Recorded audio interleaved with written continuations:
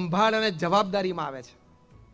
ખાલી ફી ભરી દીધી ને સારી સ્કૂલમાં એડમિશન અપાવી દીધું, ખાલી ફી ભરીને ટ્યુશન ચાલુ કરી દીધું, પૈસા આપીને એક્સ્ટ્રા કરિક્યુલર એક્ટિવિટીઝ ચાલુ કરાવી દીધી, છોકરાની કોઈ ટેલેન્ટ હોય તો એમાં તમે એને આગળ વધાર્યો. There your care and responsibility doesn't end.